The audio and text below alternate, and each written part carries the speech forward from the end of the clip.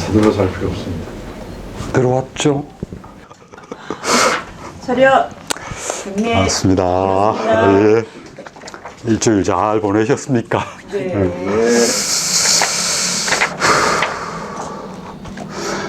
이 책 읽으니까 어떻습니까? 계속 반복되는 것 같지 않아요? 네. 내용이 계속 반복되는 부분인데, 그러면 어떻게 보면 첫 장이 제일 중요하죠. 네. 첫 장 내용을 잠시 한번 되짚어 볼까요? 저번에 이야기했던 부분하고, 시작을 행복이라고 하는 단어로 시작을 했고요. 그 다음에 그 행복이라는 용어 중에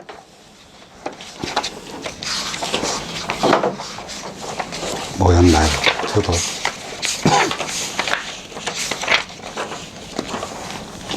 아무런 제약 없는 상태에서 자신의 능력을 최대한 발휘하여 탁월성을 추구하는 것, 탁월성이라고 하는 개념에 대해서 설명을 좀 드렸습니다. 그죠?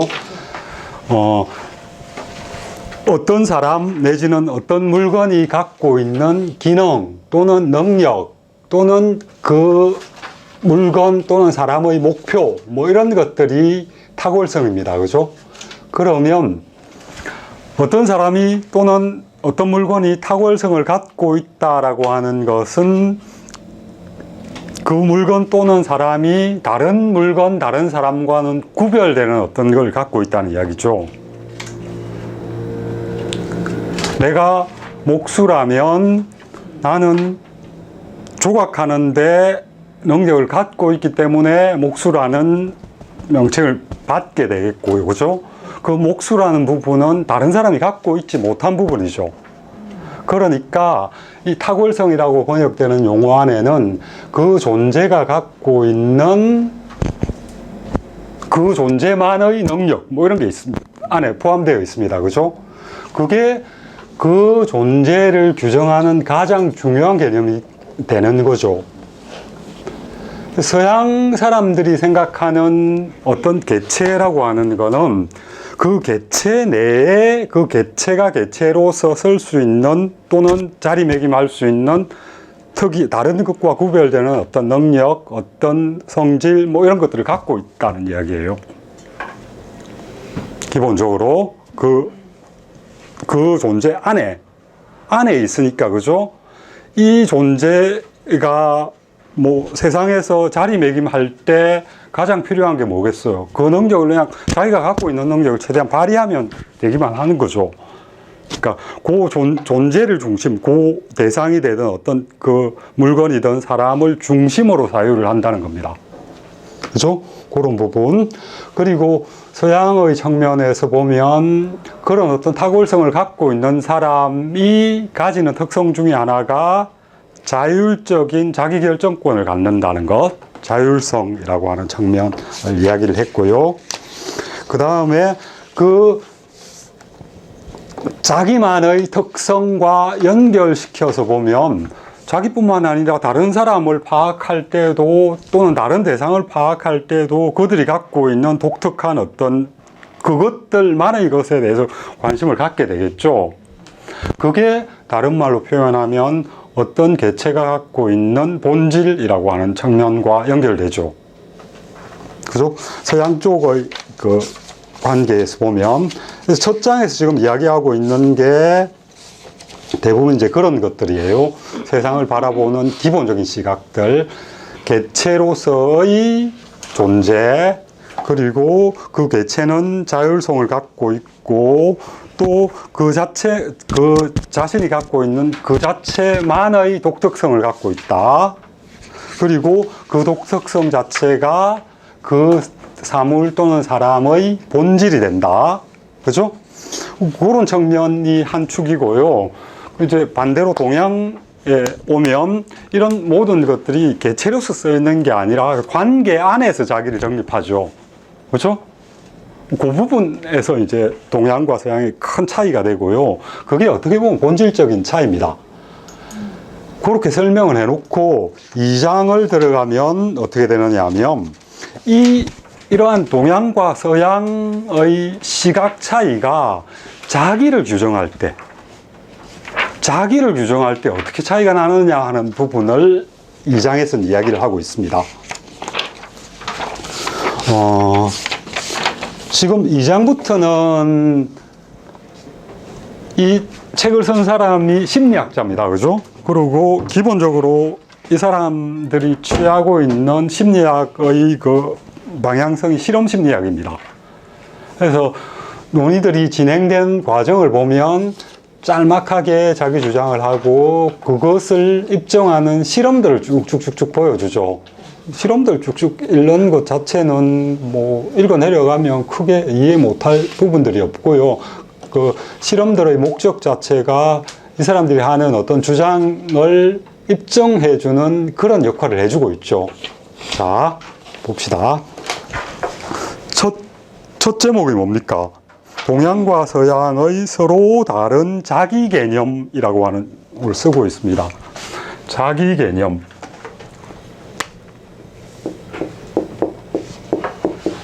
뭐 영어로 하면 뭐 어떻게 될까요? 셀프 컨셉트 뭐 이렇게 아마 표현이 될 겁니다. 그죠? 그러니까 이 자기 개념은 심리학에서도 이야기를 하고 많이 이야기를 하는 용어이기도 합니다만, 자기가 자기를 어떻게 생각하느냐라고 하는 주관적인 어떤 뭐 개념이니까 요거 개념을 생각 정도로 번역하면 되겠죠. 그죠? 자기가 자기 자신을 어떻게 생각하느냐, 자기가 자기 자신에 대해서 어떻게 규정을 하느냐라고 하는 부분이 자기 개념이라고 하는 용어입니다.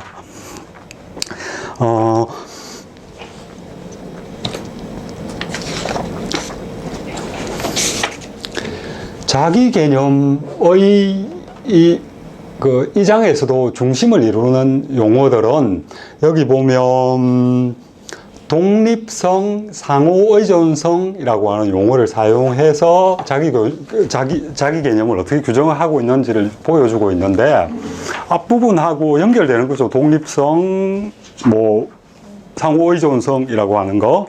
그러니까 서양 같은 경우에는 개체가 그 자체 안에 각각이 다 탁월성을 갖고 있고요. 그렇다면 이 개체라고 하는 존재는 이 개체가 가장 뭐 좋은 상태로 표현되거나 뭐 상대방 또는 다른 사람들에게 드러나는 것, 그 측면은 자기가 갖고 있는 그 독특성이 제대로 이렇게 드러나게끔 하는 것, 그게 능력 같으면 능력을 발휘하는 걸 테고, 그죠? 그런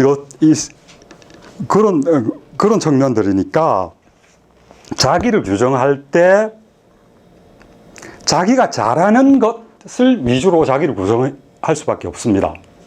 나는 이런 사람이다. 뭔가를 이런 쪽을 잘하는 사람입니다. 이런 식으로 규정을 할 수밖에 없죠. 그죠?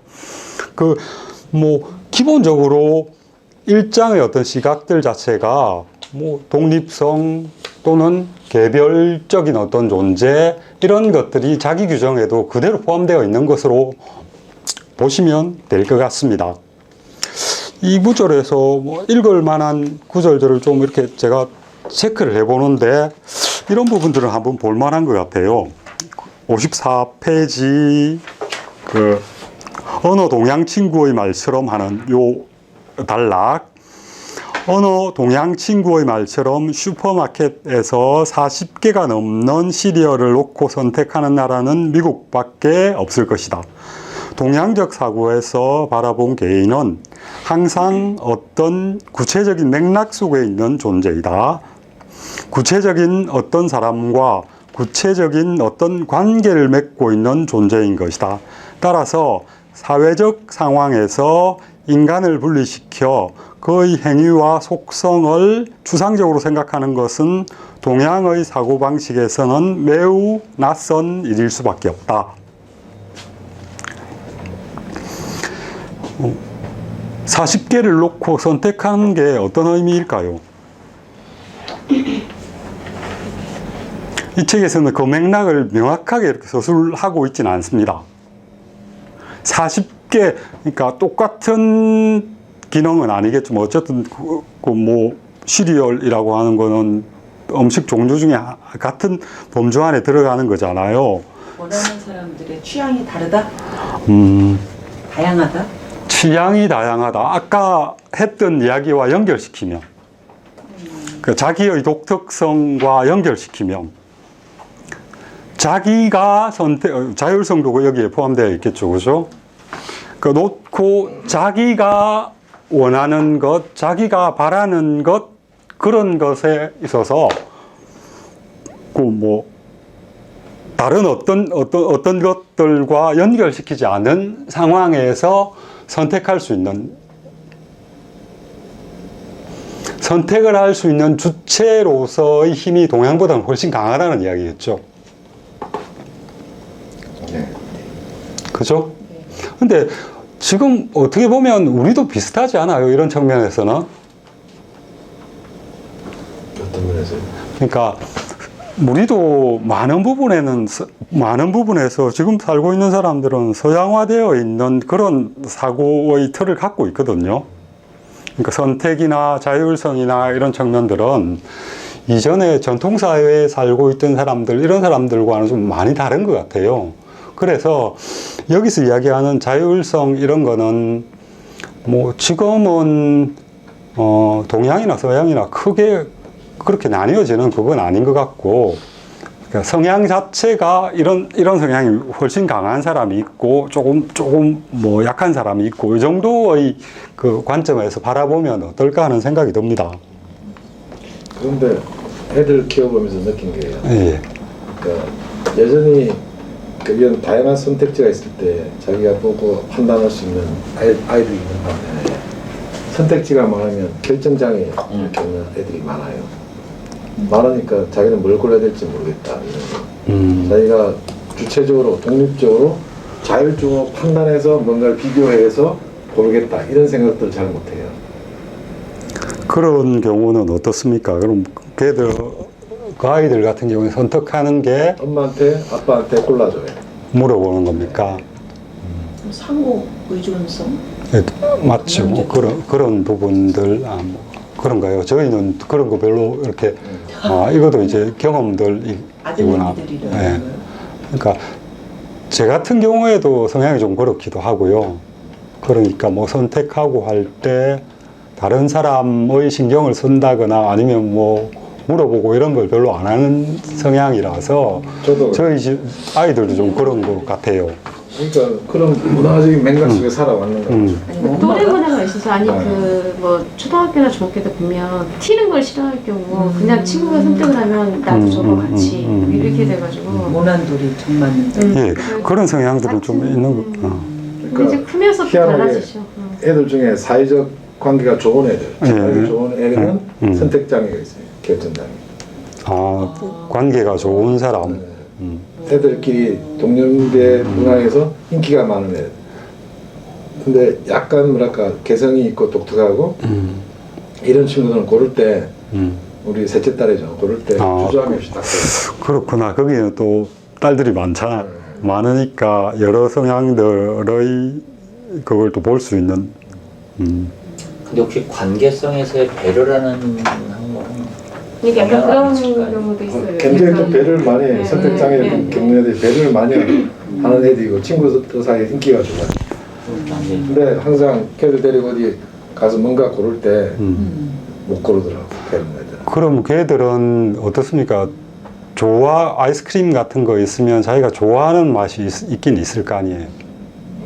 그러니까 선택을 잘 못한다, 그걸 드러내지 못한다는 거는 크게 보면 두 가지 요인이 있겠죠. 선택할 때 자기가 선택한 거에 대해서 뭐 한두 번 선택을 했는데 부모가 그거 말고 이거 해 뭐 이런 식으로 이렇게 그 교육이 그 습관들이 되어지면 그런 애들은 나이가 들었어도 선택하는데 힘들어하는 부분들이 있을 수 있거든요. 그리고 또 한 가지는 걔가 좋아하는 거에 대해서 명확한 그게 없을 수가 있잖아요. 어느 쪽입니까? 그건 잘 그쪽은. 모르겠어요. 정확하게 모르겠는데 희한하게 선택장애, 결정장애를 겪는 애들이 잘 선택 못하는 애들이 선택을 굉장히 과감하게 해요. 못하는 사람들이 네. 과감하게 한다? 일단 선택을 다른 거랑 비교하지 않고 그냥 무턱대고 선택을 해요.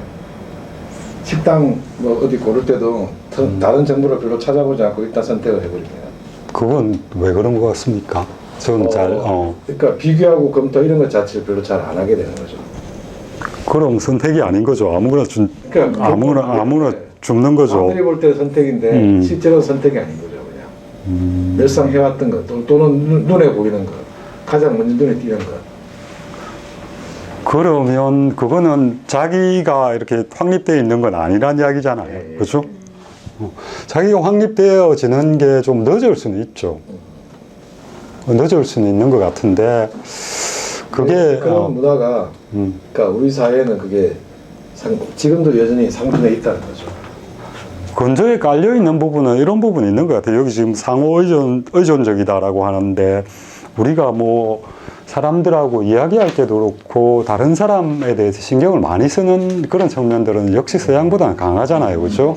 이렇게 이야기를 한번 하고 이 이야기에 대해서 뭐 같이 이야기하는 사람들이 반응이나 뭐 이런 것들을 살펴보는 것들은 훨씬 더 우리 문화 저변에 깔려 있고 그런 건 좀 우리가 강한 것 같아요. 그렇죠? 근데 그게 꼭 단점이라고 할 수는 없죠. 뭐 어떤 측면에서는. 예. 제가 말한 거는 아무리 서양 문화가 많이 들어왔더라도 그 문화가 저변에 계속 깔려 있다는 거죠. 저도 이 책을 읽을 때 저랑 계속 이렇게 대비를 시켜 보거든요.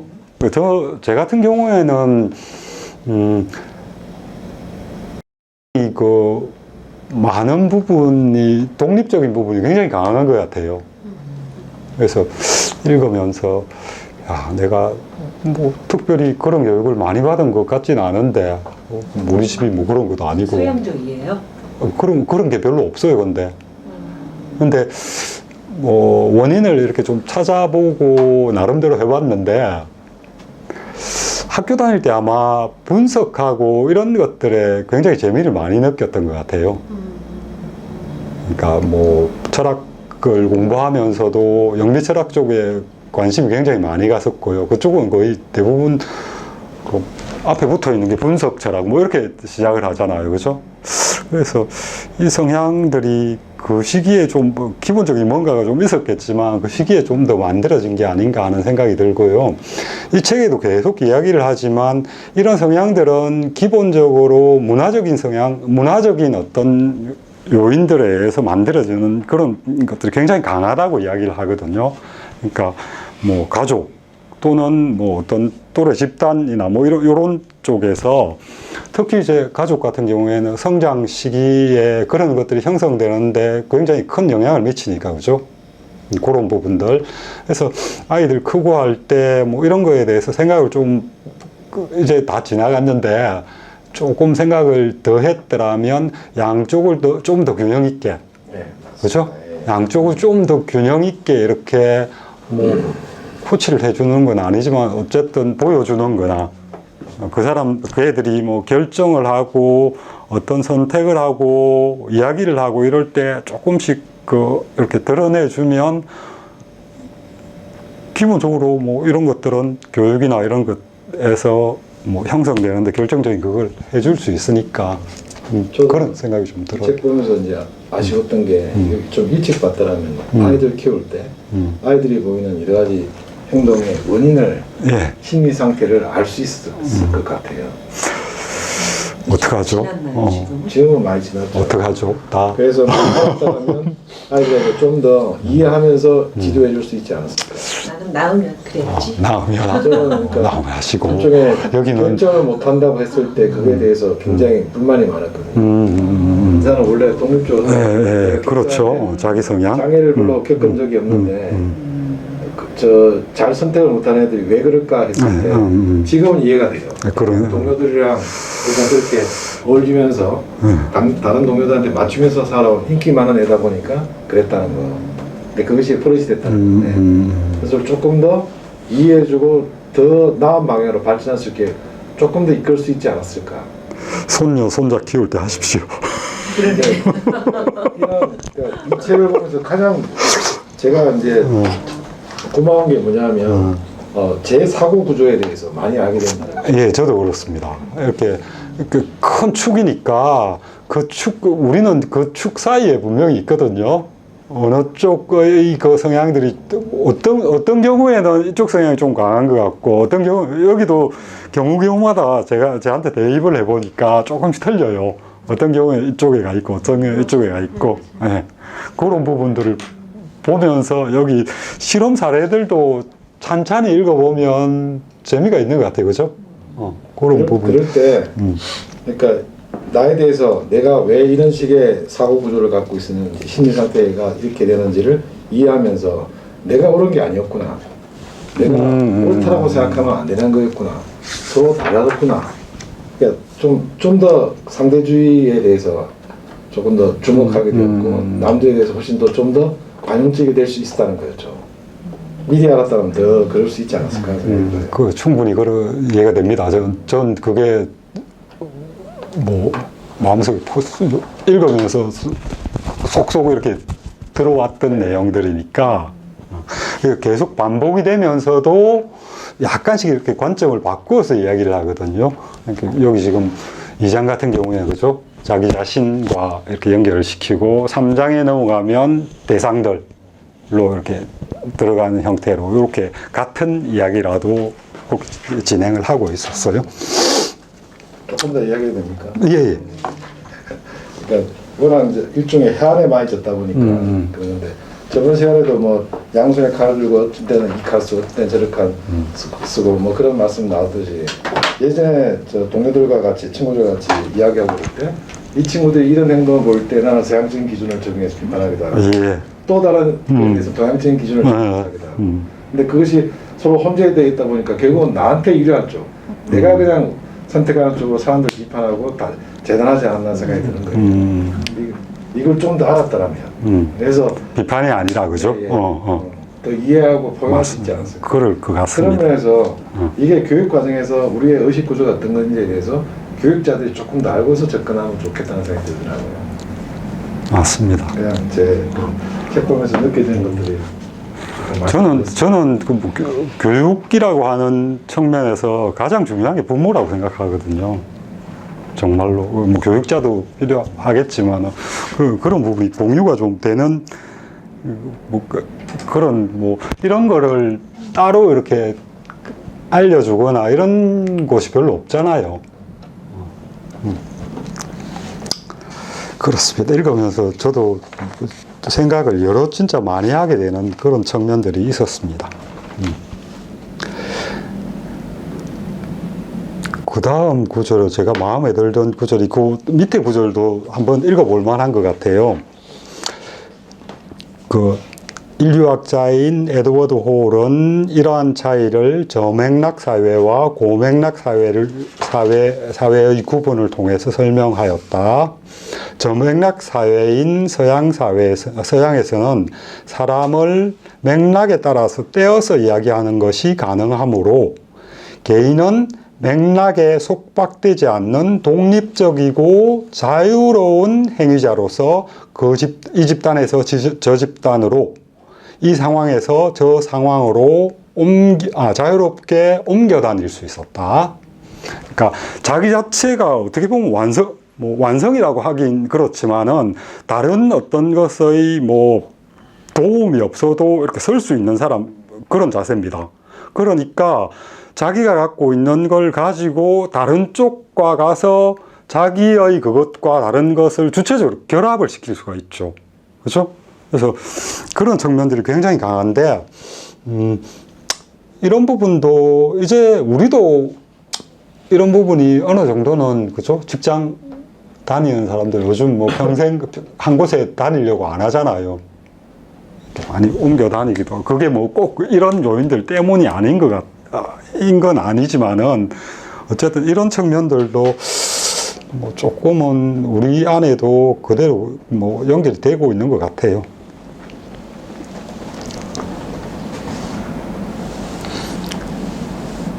그 다음에 같은 이야기들이 계속되는데 뭐 내 집단 뭐 이런 거는 뭐 읽으면 그냥 어느 정도 납득이 될 것 같아요. 우리 이런 성향들이 굉장히 많죠. 그러니까 자기 집단 안에서의 결속력과 그 집단 바깥에 있는 사람들을 어느 정도 배타적으로 보는 것. 이런 성향들은 우리도 좀 강한 편인데 우리보다 더 강한 게 일본 쪽은 더 강한 것 같고요. 중국은 정확하게 잘 모르겠는데 우리보다 이런 경향이 조금 다른 방향인 거 어떻습니까? 중국 사람들 많이 경험해 보신. 네네. 우리보다는 좀 어떤 거예요? 거기 뭐 관시 뭐 이런 게 있어서 그건 또 좀 특별한 관계인 것 같고. 좀 변화를 좀 겪는 것 같은데요. 그 전통적인 정치 체제에, 그러니까 1948년에 중화인민공화국이 창립이 됐지 않습니까? 예. 그 전 세대와 그 후 세대, 그때 이후에 태어난 사람들은 조금 생각의 차이가 많은 것 같아요. 많은 거예요. 네네. 그래서 전 세대 분들은 저희가 여기서 얘기하는 동양적인 사고에 대해서 조금 더 많은 부분인 것 같고, 그 후에 태어난 사람들은 어쨌든 통일된 교육과 조금 약간 일방적인 교육으로 하다 보니까 거의 비슷하게 되게 자기 좀 독립적이고 좀 중심적인 것들이 좀 많이 좀 있는 것 같아요. 그런데 그 안에는 좀 그러니까 중국이라는 그 사상을 좀 배경에 깔고 그런 것들 있는 것 같아요. 중국이라는 사상은 중화 뭐 이런 이중인 것 같아요. 우리는 중국인이야. 그런데 나는 거기 안에서 독립적으로 이러이러한 것들을 해. 이런 생각이 좀 많은 것 같고, 정말 놀라운 거는 한국에 와 있는 유학생들하고 얘기를 해보면 이미 여기서 한 10년 이상 있던 친구들이에요. 홍콩 그러면 홍콩은 우리나라잖아 라는 생각이 정확히 있어요. 저희가 볼 때는 그러니까 대만, 홍콩이 다 자기들 중화 안에서 있는 거고, 거기에서 미국이나 다른 나라들이 이렇게 간섭하고 뭐 제한하고 이런 거에 대해서 굉장히 불만을 많이 토로하거든요. 그럼에도 불구하고 또 반대가 되는 건 시진핑에 대해서는 또 되게 비판을 또 해요.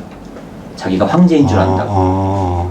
그러니까 그러니까 중화라는 그 안에 교육받은 그 기준이 있음에도 불구하고 이렇게 약간 통제받고 뭐하고 그런 거에 대한 또 개인적인 거는 또 갖고 있는 것 같아요. 약간 좀 이중적인 좀 성향을 좀 갖고 있는 것 같아요. 뭐 그런 측면에서 보면 뭐 서양도 뭐 걔들 축구팀 모여서 축구하고 축구 팬 뭐 이런 거 보면 글쎄 그것도 하나의 집단으로 봐야 할지 모르겠습니다만 그런 성향들이 꽤 있는 것 같아요, 그렇죠? 그 정확하게 뭐 한쪽 이렇게 밀리는 좀 미묘하게 예. 근데 한국 사람들 왜 냄비 근성 얘기하잖아요. 근데 저는 중국인들은 저희보다 더 심하다고 느껴져 요즘에. 그러니까 걔가 약간 중국, 중화 이런 단어로서 애국심을 자극할 때는 저희보다 더 빨리 끓습니다. 우리도 사실은 빨리 끓는 이유가 이전 그 정권이나 뭐 한참 그렇게 끌어올려서 네. 그렇게 된 그런 그런데 그것을 실행에 옮기고 지속하는 동력은 한국보다 더 빨리 떨어져요. 그래요? 네. 약간 그런 느낌이 좀 있습니다. 그래서 굉장히 공격적으로 뭉쳐있을 땐 그런 힘을 보이는데 굉장히 빨리 그런 힘이 좀 소멸되더라고요. 개인적으로. 빠져서. 일하기는 좀 쉽지 않은.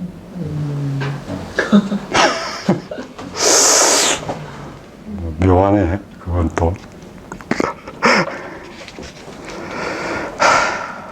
이걸 보면서 그 2장 뒷부분에 보면 그 영미권하고 대륙 그 프랑스 뭐 대륙하고 이 구분이 또 좀 나오잖아요, 그렇죠?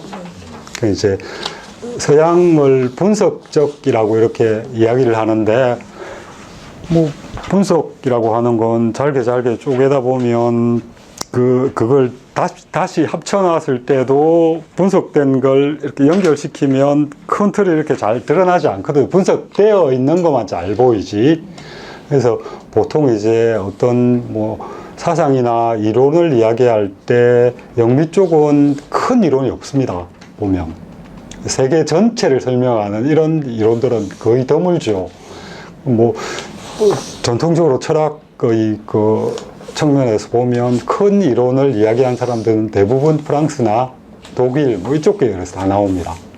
뭐 이 사람도 그런 이야기를 하고 있습니다. 뭐 그 서양이라고 그래도 이렇게 갈라놓고 보면 이쪽 대륙 쪽 같은 경우에는 어떻게 보면 전체의 속성 때는 또 내지는 동양적인 어떤 그런 측면들이 어느 정도는 영미보다는 훨씬 강하다는 이야기를 하고 있는 것 같은데 그런 건 굉장히 잘 보고 있는 것 같아요. 그 다음에 자기를 규정할 때 보통 우리가 쓰는 용어 중에 많이 쓰는 용어가 뭐 우리는 최근에 이런 말을 썼지 옛날에 이런 말 없었죠. 이런 말 혹시 요즘은 많이 쓰거든요. 자존감. 그러니까 아이들 키울 때 교육하고 이럴 때 자존감을 키워주려고 굉장히 많이 이렇게 프로그램도 마련하고 이러는 것 같은데 이런 말 잘 안 쓰거든요. 우리가 썼던 말은 이거랑 비슷한 말이 있나요? 자신감, 뭐 이런 말도 있는 것 같고 자부심 이런 거랑 자긍심. 네, 자부심이랑 자긍심은 거의 같은 용어인 것 같고 이거랑 또 좀 다른 자존심 뭐 이런 용어들을 많이 쓰는데 이 자존감이라고 하는 용어를 저도 정확하게 자존감이 뭔지 몰라서 좀 찾아봤거든요. 뭐 어떤 식으로 설명이 되어 있느냐 하면 제가 찾아온 걸 좀 한번 읽어볼게요. 자신이 사랑받을 만한 가치가 있는 소중한 존재이고 어떤 성과를 이루어낼 수 있는 유능한 사람이라고 스스로 믿는 것. 뭐 이렇게 돼 있고요. 이 자존심은 객관적이고 중립적인 판단이라기보다는 주관적인 느낌이다. 자신을 객관화하는 것은 자존감이라고 하는 걸 갖추기 위해서는 제일 먼저 필요한 요소다. 자신을 객관화해야만 자존감이라고 하는 걸 갖출 수 있다. 뭐 이렇게 되어 있습니다. 이 용어가 서양에서 쓰인 지 그렇게 오래지는 않은 것 같아요. 제일 처음 등장하는 게 1890년 정도, 한 100몇 년 정도 됐나요? 선생님 자존감 다시 한번 읽어봐 주실래요? 천천히. 좋은데요? 자신이 사랑받을 만한 가치가 있는 소중한 존재이고 어떤 성과를 이루어낼 만한 유능한 사람, 그러니까 자신이 소중한 사람이고 유능한 사람이라고 스스로 믿는 마음. 이것도 어떻게 보면 앞에 이야기했던 독특성이라고 하는 개념과 연결되죠. 그죠? 자기가 갖고 있는 독특성이라고 하는 것을 발휘할 수, 그걸 갖고 있으니까 그걸 발휘하는 거예요. 그렇다면 자기가 갖고 있는 독특성을 인정을 해야, 그걸 객관적으로 볼 수 있어야 자존감이라는 개념이 가능한 거죠. 우리는 그런 게 없잖아요. 이런 건 있지만.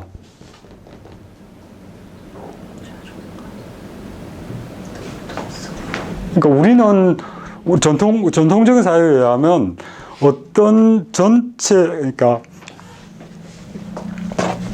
이렇게 구성 요소들 안에 우리가 하나가 들어가 있죠. 이 구성 요소 안에 들어있는 존재는 자기에게 의무가 있을 거고 권리가 있을 거고 뭐 이런 것들을 다른 사람과의 관계 속에서 그냥 실천에 옮기는 것, 그러면 자기 역할을 다 하는 거예요. 결국은 역할이잖아요. 그죠? 역할을 하기만 하면 이 사람은 그대로 서는 거죠. 자기가 우뚝 설 수 있잖아요. 그 자기 자체가 우뚝 서는 건 아니죠. 요 역할 안에서 자기가 서는 거잖아요. 그렇다면 이 안에서 저런 어떤 여기서 이야기하는 자존감이라고 하는 거, 그런 것들이 갖추어지기에는 좀 굉장히 약한 측면이 있지 않나요? 의무라고 하는 것도 주어지는 거잖아요. 주어지는 걸 실천에 옮기는 거고, 잘 옮기는 게 아니고 다른 사람보다 낮게 자기 역할을 수행하는, 뭐 역할이라고 하니까 더 낮게라는 표현이 좀 그렇습니다. 그죠? 그러니까 자기가 자기로, 이거 어떻게 보면 자존감이라는 게 자기가 자기로 이렇게 우뚝 설 수 있는 근거가 되는 거건데, 이 서양에서 이야기하는 자존감 안에는 자기가 다른 사람에 비해서 더 잘할 수 있는 어떤 것, 그죠? 자기가 다른 사람보다는 더 독특하다고 하는 것을 갖고 있다는 일종의 자기 안에서의 믿음이죠. 주관적이라 그랬으니까. 그런 믿음을 갖는 건데, 우리는 저런 말을 쓸 수 있는 진짜 전통적인 사회 내에서라면 그런 부분들이 굉장히 약한 게 아닌가 하는 생각이 듭니다. 자부심이라고 하는 것도 한번 찾아봤죠. 그럼 자부심은 또 뭔가, 어디 갔어? 자, 이거랑 아까 그거랑 한번 다른지 한번 보십시오. 타인의 반응이 자신의 긍정적 자기 개념에 부합할 경우에 나타나는 신체적, 정서적, 인지적 변화. 예를 들면 이런 겁니다. 뭐 어느 초등학교 1학년 교실에서 반 친구들이 보는 앞에서 칭찬받고 표창받은 아이가 느끼는 어색해하는 그런 기분, 이런 게 자부심이랍니다. 비슷한 것 같으면서 묘한 차이가 나는 것 같아요. 타인의 반응이 자신의 긍정적인 상태를 어떻게 해요? 더 느끼게 한다고요? 다시 읽어드릴게요. 타인의 반응이 중요한 겁니다. 타인의 반응이 자기의 긍정적 자기 개념에 부합할 경우, 긍정적 자기 개념 하면 뭐 이거랑 좀 연결이 되나요? 어쨌든 이 자부심은 타인과의 관계 속에서. 근데 자존감이라는 용어는 타인과의 관계가 아닙니다. 그죠? 자기 안에 갖고 있는 어떤 능력 또는 자기의 어떤 다른 사람과 차이 나는 어떤 능력, 이런 것들. 그러니까 일장에서 그게 계속 이어지는 것으로 보시면 될 것 같습니다. 그죠? 그리고 이 자존심이 뭐예요? 이거랑 또 좀 비슷한 것 같은데 뉘앙스가 굉장히 다르잖아요. 이것도 한번 찾아봤죠. 이게 명확하지가 않아요. 저도. 이 자존심이라고 하는 거는 이렇게 경쟁 관계 내에서만 발생하는 개념이랍니다. 경쟁 관계 내에서, 그러니까 남에게 굽히지 않으려고 하고 나다움을 지키고 싶어 하는 것. 그래서 이 자존감하고 자존심은 꺾이거나 상처를 받는답니다. 다른 사람들 때문에. 자존심은 다른 사람들의 반응이나 다른 사람들 때문에 꺾이고 상처받고 하는 것들인데, 이 자부심은 그렇지 않답니다. 다른 사람과 상관이 없는 겁니다. 그러니까 요 자존감을 가진 사람은 다른 사람이 뭐라고 비판을 하더라도 자기 안에서 그 비판이 합리적이지 않다고 생각하면 꺾일 필요가 없는 거죠. 그러니까 이 자존감은 물론 영향을 미치고 하는 거에는 다른 사람이 필요하지만, 다른 사람과 관계없는, 다른 사람이 어떤 영향을 미칠 수 없는 그런 측면을 갖고 있는 거니까 딱 서양적 자아, 개체 이런 것과 관련 있는 개념입니다. 근데 우리 지금 학교 교육에서 이거 굉장히 중요하게 생각하거든요. 아동 교육에서 제가 좀 찾아보니까. 근데 우리 아이들은 보통 아직도 기본적인 우리 사회 구조는 요 안에 있잖아요. 충돌이 일어나. 요즘 저는 이걸 보면서 야, 애들 정말 힘들겠구나. 그러니까 이런 걸 자꾸 부여해 주려고 하는 부모나 선생님도 있을 텐데, 그 교육할 때는 그럴 텐데 실제 생활에 가서는 요 안에서 살기를 바라는 것들이 훨씬 강하니까 잘못하면 이게 이격이 크게 날 가능성이 있지 않을까 하는 생각이 들어요. 그런 생각이 조금 들어서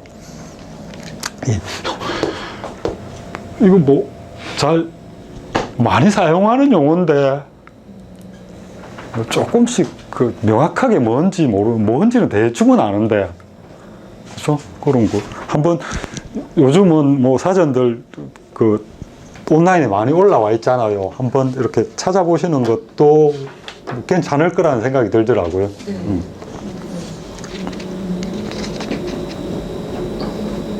그래서 여기도 계속 이야기하는데 그 동양의 사유를 가진 사람들은 자기를 소개할 때 자기가 튀는 것처럼 보이는 그런 소개들을 거의 안 하는 반면에 서양 사람들은 그런 것들이 굉장히 강하답니다. 뭐 그런 측면, 저도 그런 측면은 있는 것 같아요. 뭐 튀는 것보다는 안에 그냥 이렇게 잘 들어가 있기를 바라는 그런 성향들을 갖고 있는 거 보면 뭐 동양적인 어떤 그런 것, 성향들 제가 굉장히 많이 갖고 있는 것 같고요. 그 두 번째 장은 그 정도만 보면 될 것 같아요. 뭐 구체적인 예들 같은 경우에는 이제 실험하고 그 논리를 좀 강화해 놓은 그런 부분들이 있는데, 그 한번 말해주고 싶어요. 어느 드라마에서 많이 보지 않나 싶어서. 네. 그 55페이지 제일 마지막 아래에서 55페이지. 내 집단론이나 외집단을 크게 구분하지 않는 보편주의적 행동을 따른다. 이거 미국 드라마 보면서 많이 느끼지 않나요? 자기 자식과 서양. 예. 서양 그렇습니다. 그 애들 그런 것 같아요. 왜 내 아이들한 너 자식만 특혜를 베푸느냐 그런 거 없다. 맞아요. 그런 거. 자기 자식이라도 과감하게 처벌하고 뭐 이런 거. 이게 우리 정서에서는 이해 안 되는 여러 가지 것들이 당연한 듯이 나오는 걸 미국 드라마 보면서 많이 느꼈어요. 그 어떻게 보면 이런 거는 우리 시각에서 보면 굉장히 매정한 거죠. 네, 굉장히 매정한 거. 근데 그 사람들은 그게 굉장히 자연스러운 거예요. 맞아요. 그리고 야단을 칠 때도 우리는 돌려서 야단을 치는 경우가 많은데 그 사람들은 직설적으로 야단을 친다 그러더라고요. 뭐 잘못한 사항에 대해서 바로. 그러니까 상처를 안 받는다고 생각을 하는 거예요. 이렇게 자기 안에 갖추어져 있는 것 같으면 상처받는 게 훨씬 적을 수 있죠. 자기 안에 자기의 어떤 자기로서의 그게 이렇게 갖추어져 있는 경우에는 뭐 야단을 쳐도 그게 납득이 되면 수용을 하겠죠. 그런 경우에는 상처를 안 받잖아요. 근데 납득이 안 되면 이 사람들의 사고 구조 속에는 그냥 튕겨버리는 거예요. 근데 요런 사회 속에 있는 경우에는 상처를 받죠. 바로. 이런 거는 우리보다는 중국이 좀 더 심한 것 같아요. 맞습니까? 저는 그렇게 느끼는데, 중국 사람들이 바로 이렇게 사람들에 대해서 비판을 하거나 이런 거는 굉장히 싫어한다고 하던데. 싫어한다고 그러는 거를요? 그건 우리도 싫어하지 않나요? 우리보다 더 모르겠습니다. 공개적으로 비난하고 이런 거는 제가 잘못 알고 있나요? 일본 사람이 제일 심하지 않나요? 네? 제일 꺼려하지 않나요? 일본 사람이 그런가요? 저도 하도 그런 말을 많이 들었어요. 일본이요? 일본도 그렇고 중국도 그렇다는 이야기를 제가 얼핏 들어가지고 모르겠습니다. 자기 비판, 타 비판이 있어서 달라질 수도 있겠죠. 그리고 이제 또 이제 조금 느끼는 게 59페이지. 59페이지. 중간에 자존감을 추구하는 서양인들, 요거는 충분히 이해가 돼요. 예? 요만은 충분히 이해가 되는데,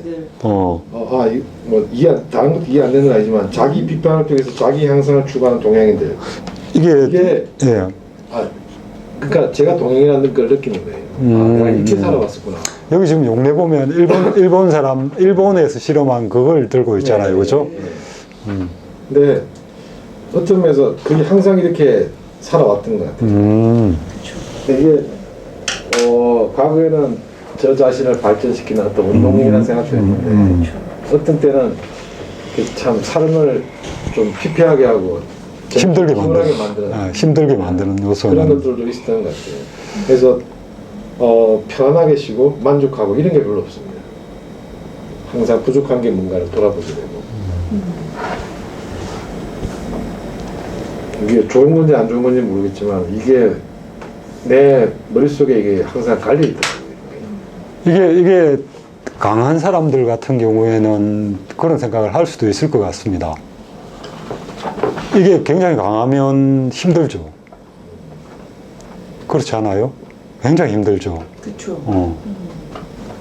근데 그게 약간 다른 관점에서 행복이라는 척도에서 예. 관계에서 오는 인정 욕구 이런 거랑 연결되지 않을까요?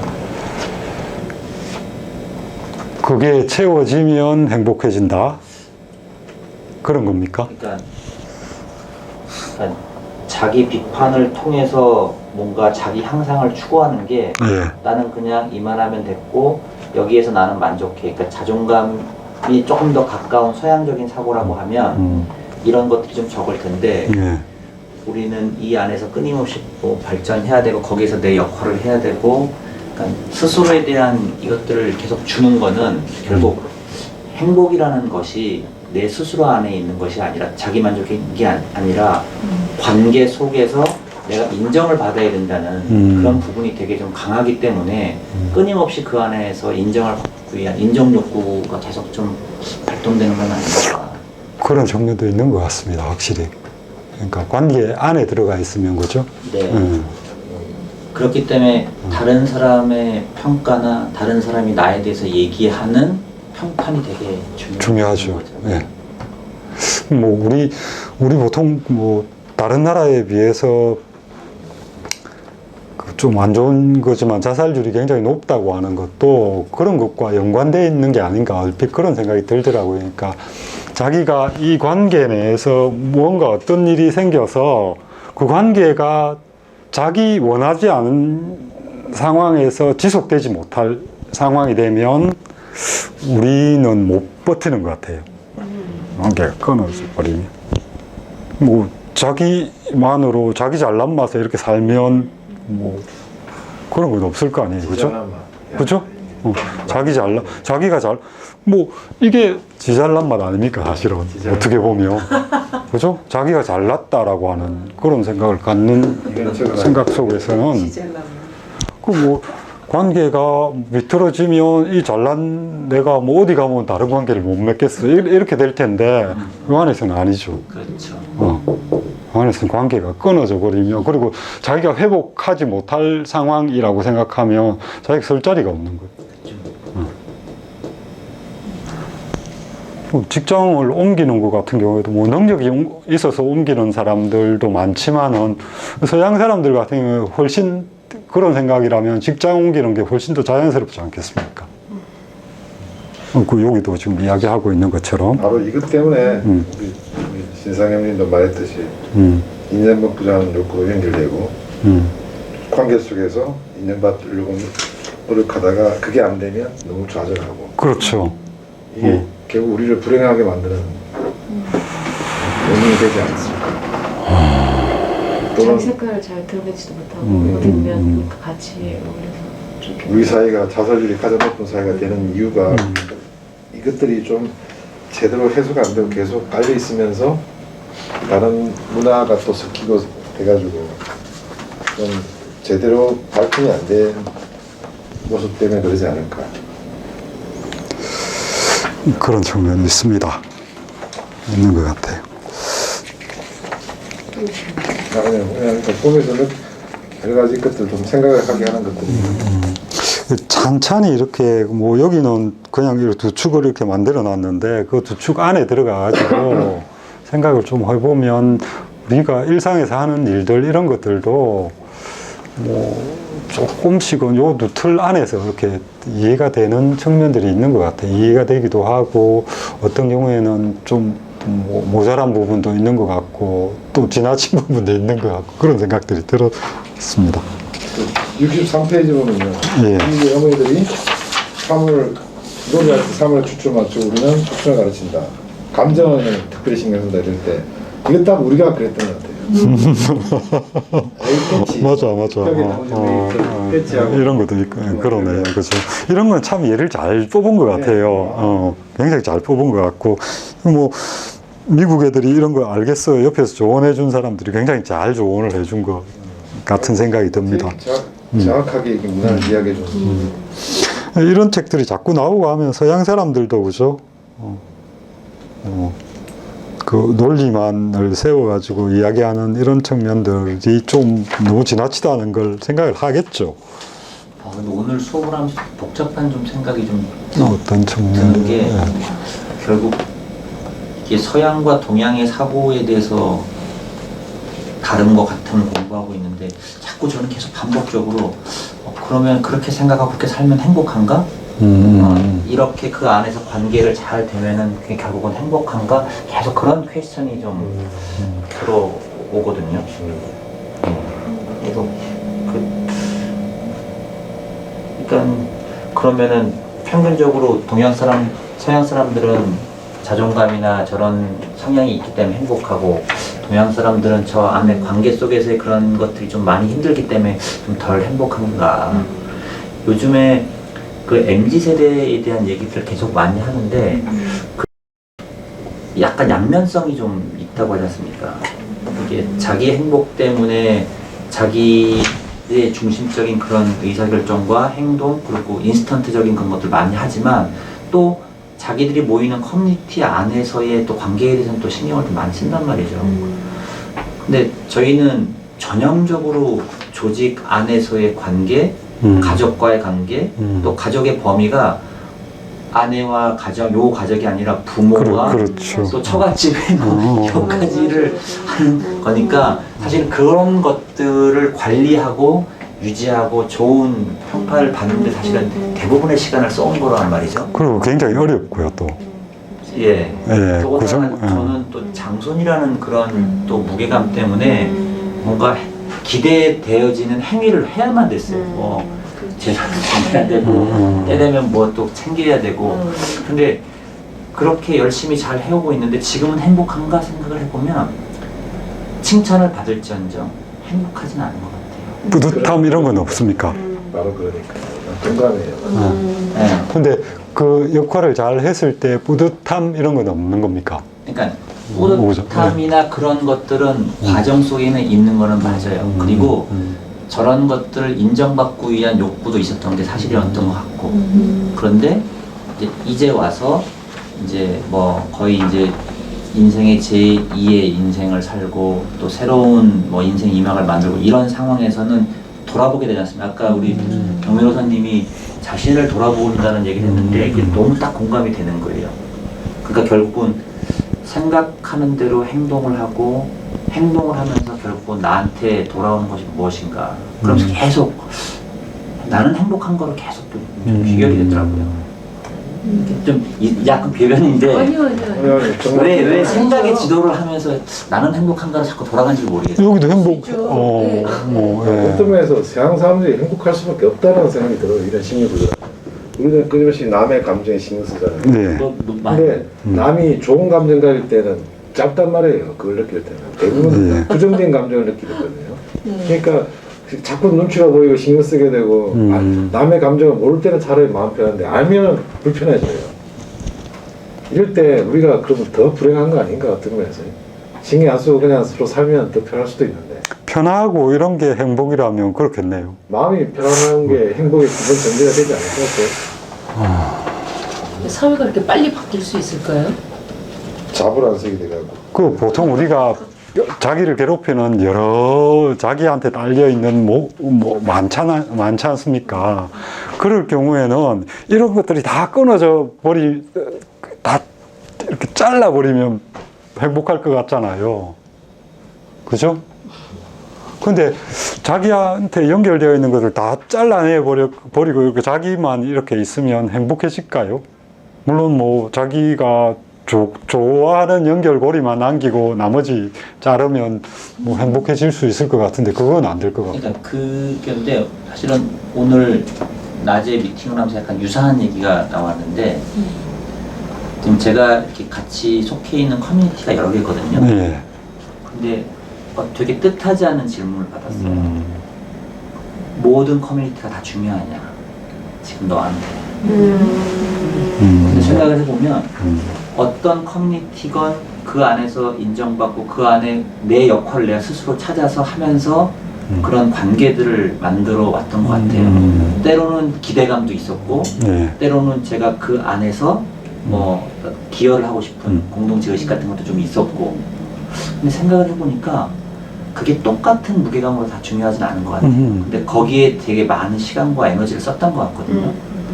그럼 그런 사람들과의 그런 좋은 관계에서 나는 행복한가 다시 돌아와서 아까 그런 것들 예 오늘 그래서 굉장히 중요한 화두가 좀 저한테 좀 것 같아서 희한하게 낮에 그 미팅에서의 그런 질문과 오늘 네 이런 것들 연결이 돼서 되게 좀 되게 좀 복잡한 감정이 좀 드는 것 같아요. 행복이라는 게 너무 어려운 말 아닌가요? 너무 평범한 말인가요? 어떤 면에서 그 일상 언어로서 그러니까 가볍게 생각해서 이야기 나눴을 때는 대화가 좀 될 거는 것 같아요. 음. 행복의 근본적인 개념이 뭐냐, 정의가 뭐냐. 아니 그러니까 그러니까 뭐 각자 다른 편안한 거. 할 수도 있겠지만 뭐 그 말할 때 자기가 어떤 뭐 개념으로 말하는지는 그냥 유추해서 어떤 네. 얘기를 하고. 그러면 좀 여쭤보고 싶은 게 있는데 나는 행복한가 이렇게 생각을 하셨을 때 어떤 의미에서 제가 듣기로는 행복하지 않다라는 뉘앙스가 이렇게 저한테 느껴지던데 그렇게 느끼려면 뭔가가 결여되어 있거나 이런 부분이 있는 거 아닙니까? 그런 부분들이 보이십니까? 조금 더 들여다보면 행복이라는 것에 대해서는 깊이 고민을 하지 않은 상태로 내가 속해 있는 커뮤니티, 나와의 관계 거기에만 좀 되게 집중을 했던 것 같아요. 근데 그게 잘 진행되면 나는 괜찮다고 생각을 했던 것 같아요. 그러니까 올곧이 제 스스로에 대한 삶이나 인생에 대해서는 들여다보지 못했던 것 같아요. 그러니까 아까 계속 이제 자존감이나 자존심, 이게 자존감 이런 얘기를 쭉 나오면서 나는 관계 속에서 자부심을 갖거나 좀 자신감을 갖고 있지만 올곧이 나를 좀 돌아다보고 이런 내 시간과 노력들이 들어가는 것들이 진정으로 나한테 있어서는 저런 것들을 가져다 줄 수 있는 또 행복함을 줄 수 있는 그런 것이었나? 그런 생각이. 그러니까 큰아들로서 남편으로서 아버지로서는 또 회사의 그냥 임원으로서는 역할은 충실히 하고 있는 열심히 잘해온 것 같은데 과연 그것은 무엇을 위한 것이었던가. 근데 인정 요건은 확실히 있던 것 같아요. 그 조직 안에서의 그 관계 안에서의 그거는 확실히 있었던 것 같아요. 동양적인 관점에서. 근데 이제 좀 새로운 관점으로 이제 오늘 좀 생각을 해본 그런 좀 변곡점이 좀 될 것 같다는 느낌이 들어요. 뭐 서양적인 관점으로 좀 본인이 바꿀 수 있을 것 같아요. 바뀔 것 같아요. 이게 만약 제가 이제 90년대, 2000년대 이렇게 살았던 분위기, 제가 30대, 40대까지 왔던 분위기가 그대로 사회적으로 유지가 됐다 그러면 아마 바뀌기 쉽지 않을 것 같은데 최근에 여러 가지 흐름이나 이런 속에서 제가 좀 되게 오픈된 노출되다 보니까 그런 필요성이 되게 잠재적으로 있었던데 제가 그것을 어떤 용어로 끌어낼지가 명확하지 않았던 거죠. 근데 오늘 약간 그게 좀 트리거 역할을 좀 그렇게 정 변호사님이 돌아보게 됐다는 게 사실 되게 이렇게 와닿았어요. 저도 약간 그런 좀 비슷한 상황이 된 것 같아요. 여기 보면 이전에는 일장에서 뭐라 그랬습니까? 동양의 요 틀 안에서는 화목한 거 그걸 뭐 행복이란 말과 바로 연결시킬 수 있을지 모르겠는데 제일 가까운 것 같습니다. 그렇죠? 근데 화목하다고 내가 행복한 건 아니잖아요. 우리는 어쩌면 이미 이런 생각들을 갖고 있는 것 같아요. 그러니까 요 안에서 역할을 잘해서 요 안에서 화목함을 이루었다 할지라도 행복하다고 느끼지 못할 수도 있죠. 좀 다른 것 같아요. 그러니까 우리가 살고 있는 우리 세상이랑 또 우리가 느끼는 감성이랑 이런 것들이 조금은 많이 달라져서 이런 부분들이 많이 들어와 있는 것 같아요. 자기 자신만의 어떤 것, 다른 것과 떨어져 있는 자신의 어떤 것, 이런 것들이 필요하죠. 그죠? 필요한 것 같아요.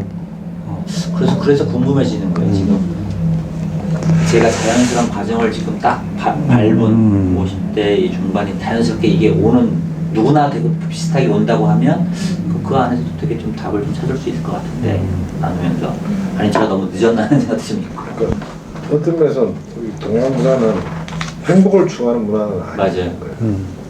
그냥 자기 역할을 다 알아. 사회 내에서 자기 역할을 충분히 다 알아.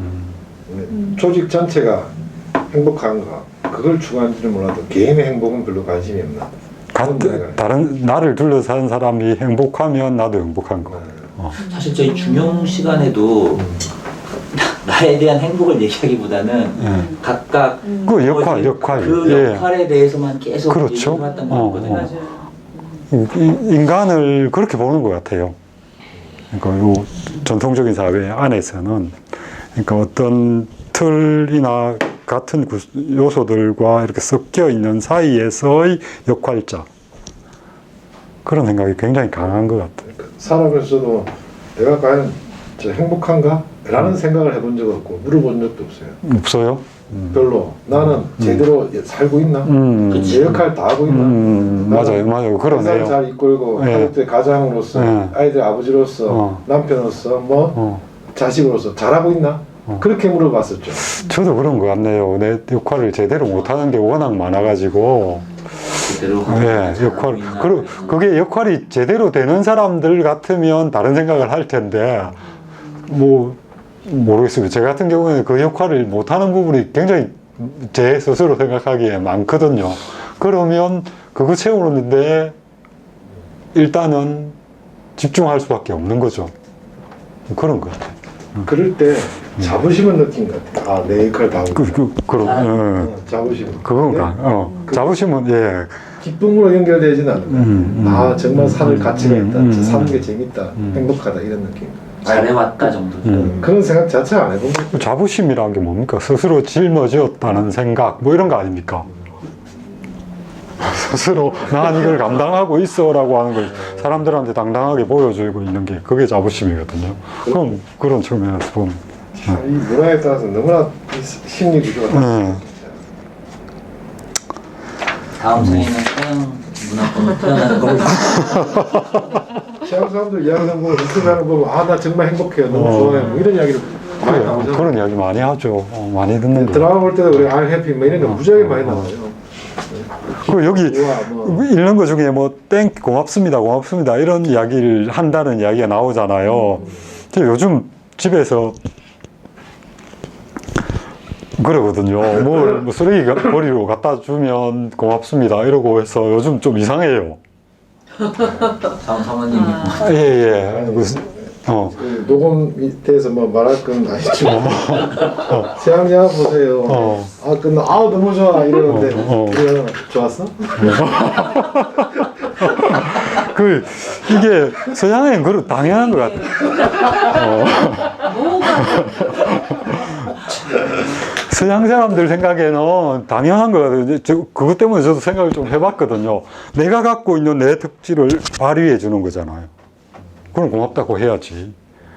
내가 해야 될 의무를, 동양은 내 역할을 수행하는 거니까, 여기 나오듯이 일본 사람들 같은 경우는 그냥 당연하다고 받아들이는 건데, 서양 사람들은 자기가 갖고 있는 걸 다른 사람한테 베푸는 거잖아요. 뭐 해주는 거나 다 자기 중심인 거니까.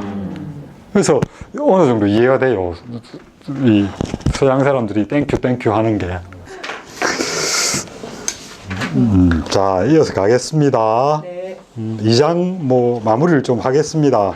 마무리를 여기 책 구조에 보면 잘 결론을 지어놨는데 79페이지 제일 아래 단락.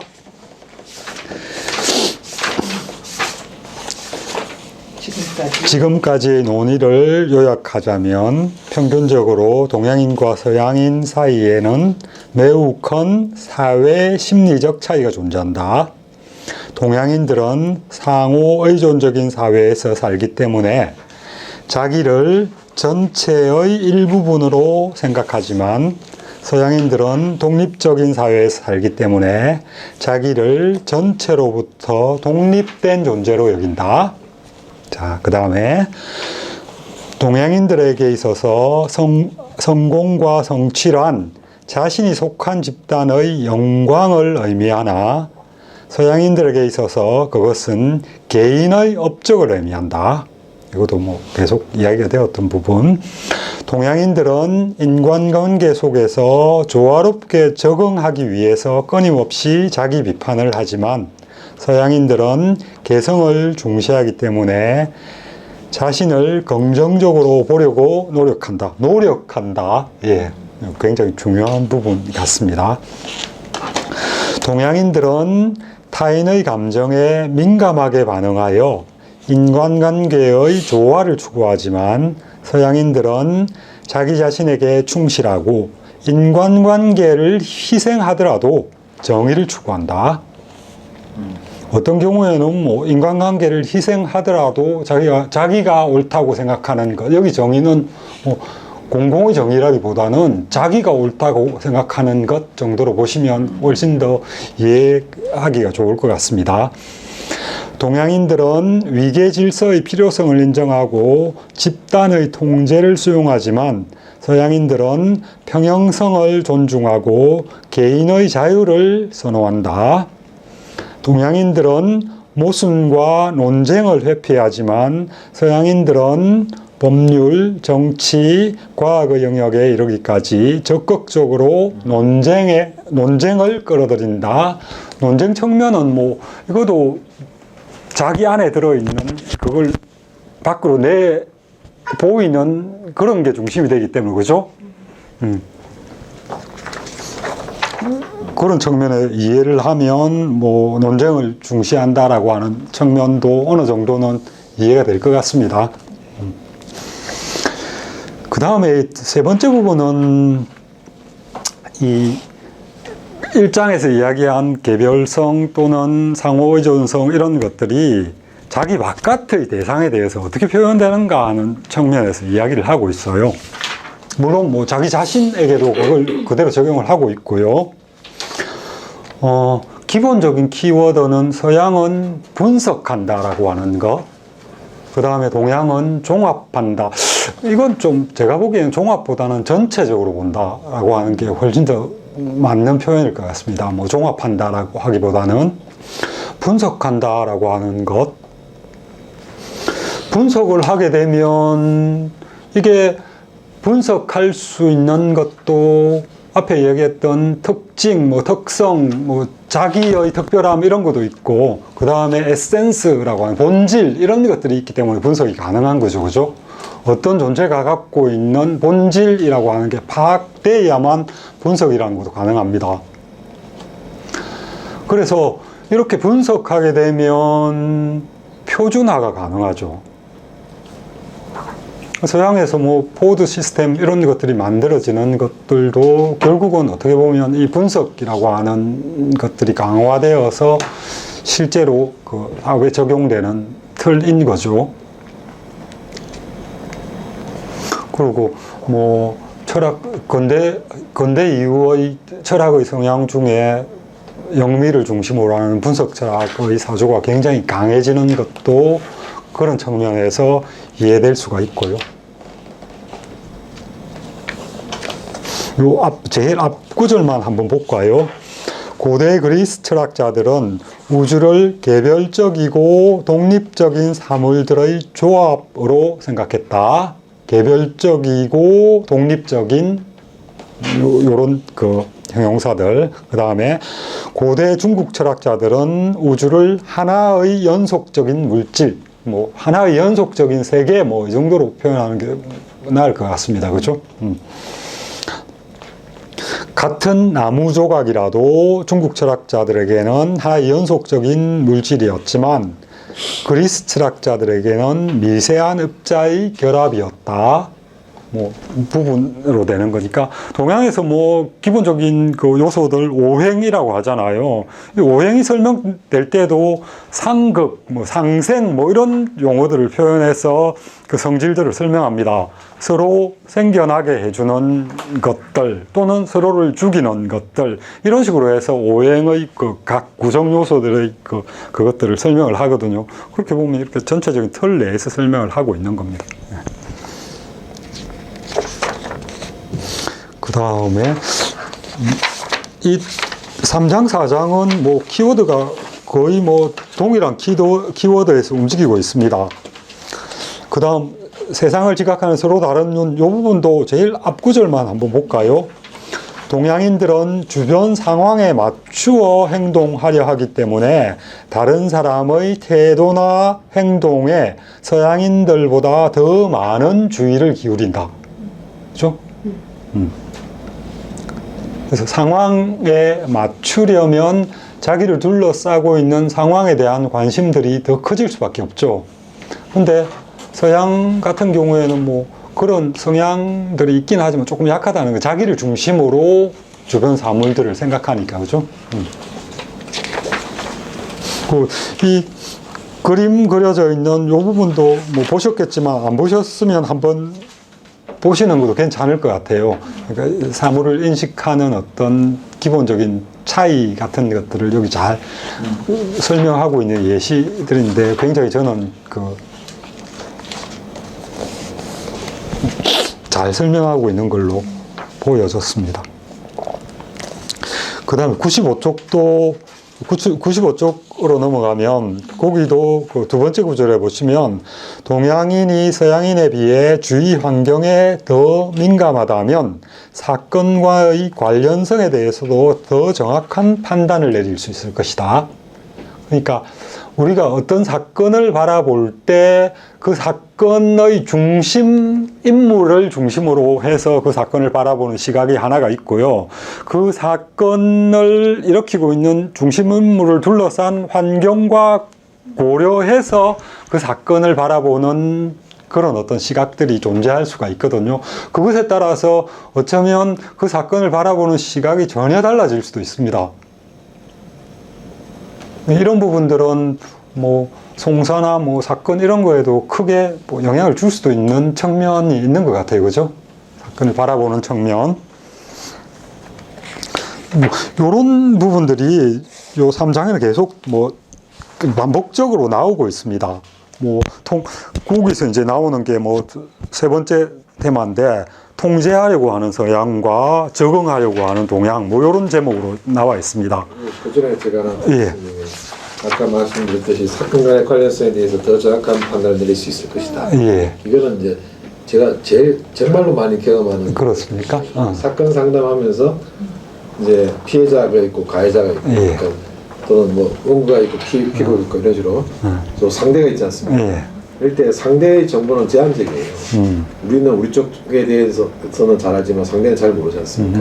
그런데 우리나라 사람들을 보면 이야기할 때 상대방이 어떠한 의도를 가지고 어떤 식으로 했는지에 대한 시나리오를 기가 막히게 추정해냅니다. 다양한 각도로. 그 어떻게 저렇게까지 생각해야 할 수 있지라고 생각할 정도로. 물론 그게 많은 면에서 틀릴 수도 있고. 근데 중요한 건 그런 걸 생각한다는 거죠. 그러니까 일반인들도 그냥 누구나 어떤 일이 생겼으면 저 상대방은 분명히 어떠한 목적과 의도를 가지고 일하는 과정을 통해서 이렇게 했을 것이다 라는 건데 우리 변호사들과 일할 때도 그래요. 고객은 어떠한 의도로 우리에게 변호사에게 어떤 일을 맡겼고 실제로는 이러한 걸 계산해서 하려고 하고 있다 할 것이다. 그러니까 우리는 그게 맞춰서 미리 사전에 대비해야 된다. 그게 맹점이 없는지 이런 식의 것들을 너무나 자연스럽게 생각하면서 그냥 주어진 일 보고 사건에 대해서 분석해가지고 뭐 뭔가 대응하고 뭐 이런 걸 자료 서면 이걸 넘어서는 추론 같은 걸 너무나 잘한다는 거죠. 때로는 감탄을 해요. 때로는 어떻게 저렇게까지 상상할 수가 있지. 그럼 이 사람도 이 책을 읽으면 계속 그런 것들을 느끼는 게 동양의 사유가 갖고 있는 강점들. 그러니까 단적으로 이런 표현을 하죠. 동양인들이 서양의 사유를 배우고 따라가는 거는 자기가 생각하기에는 비교가 쉽다. 그런데 서양 사람들이 동양의 사유를 배우고 따라가는 거는 반대의 경우보다 훨씬 어렵다고 생각한다. 라는 생각을 합니다. 저도 뭐 그런 것 같아요. 그래서 이런 부분들 같은 경우에는 동양의 사유가 갖고 있는 굉장한 큰 장점일 수도 있죠. 비록 뭐 이런 장점이 아까 말씀드렸던 그런 구조에서 나오는 거잖아요. 근데 그죠? 그런 구조에서 나오는 거니까 이 구조가 서양의 어떤 사유의 그 부분에서 모자라는 부분도 있을 수 있어요. 그죠? 그렇지만 요 구조에서 요런 어떤 강점들도 있을 수 있다는 거 괜찮은 것 같아요. 이런 측면에서 이 책 읽는 거. 자, 다시 97페이지로 갑시다. 이 통제하려고 한다라고 하는 게 이전에 이야기했던 서양의 사유 구조 내에서 어느 정도 연결이 되십니까? 그러니까 분석한다라고 하는 어떤 것에 대한 본질을 파악하는 거죠. 본질을 파악하게 되면 그 본질이 파악된 걸 이용해서 우리가 조작할 수 있죠. 그죠? 그런 과정들이 여기서 지금 이야기하는 통제라고 하는 용어로 지금 표현이 되고 있는 겁니다. 그리고 여기 지금 적응하려고 한다라고 하는 것도 똑같죠. 상호 의존적이기 때문에, 그죠? 상호 의존적이기 때문에 뭐 이렇게 툭 튀어나오는 게 자기가 다른 사람보다 낫다라고 하는 대로 튀어나오는 방식으로 어떤 자기의 모형을 만들어가는 것보다는 그 의존하고 있는 서로 간의 어떤 조화를 이루는 형태로 자기를 맞추어 가는 겁니다. 조화를 이루는 형태로 자기를 맞추어 가니까 결국은 여기서 말하는 적응한다라고 하는 표현을 쓰고 있는 거죠. 그 뭐 안에 내용들은 그렇게 요약하면 됩니다. 뭐 다른 내용들이 별로 크게 뭐 다르게 설명할 그건 없는 것 같습니다. 그 다음 100페이지에 보면 순환론과 직선론이라고 하는 사유를 지금 이야기를 하고 있는데 이런 거 한번 생각해 봅시다. 우리가 눈으로 보면 사물들은 서양적인 관점에서 보면 이거 다 멈추어 있죠. 다 멈추어 있는, 세상의 모든 것들은 다 처음에는 다 멈추어 있다고 생각한 것 같아요. 서양의 사유 내에서. 멈추어 있는 게 움직이려면 바깥에서 여기 들어가야 이게 움직이잖아요. 그러면 이게 툭 치면 얘는 이 힘 주어진 대로 이렇게 쭉 움직이게 되는 거죠. 그러면 이거 자체는 어떻습니까? 힘의 방향에 따라서 움직여 갈 수밖에 없죠. 그래서 변화나 뭐 이런 거에서 이 사람들은 직선적으로 생각한다는 겁니다. 움직임 자체를. 그리고 이 멈추어 있는 것이 움직였다라고 이야기를 할 때 세상이 처음에는 다 멈춰서 있었는데 지금 뭐 물도 움직이고 해와 달도 움직이고 그러잖아요. 그럼 저런 것들은 왜 움직였느냐라고 하는 질문을 갖게 되잖아요. 요 첫 충격이나 움직임을 준 동력의 원인을 최초의 원동자, 뭐 원동력자, 뭐 이렇게 풀이를 하면서 그걸 찾거든요. 그래서 이런 어떤 사유들을 이용해서 서양 사람들은 중세 시기에 그 중세 철학 내에서 그 종교와 결부된 철학 그 내에서 이 첫 존재가 신이라고 생각합니다. 원래 모든 것들은 멈추어져 있는데 지금 우리가 보고 있는 것 중 많은 것들을 움직이고 있잖아요. 그럼 이 움직임이 어디에서 왔는가? 무언가 얘가 움직인 건 앞에 어떤 것이 충격을 주어서 얘가 움직일 것이다. 그리고 이 충격에 따라서 이렇게 해서 지금 많은 것들이 움직이고 있다. 그럼 이렇게 소급해 가면 뭔가 처음 충격을 준 게 있지 않느냐.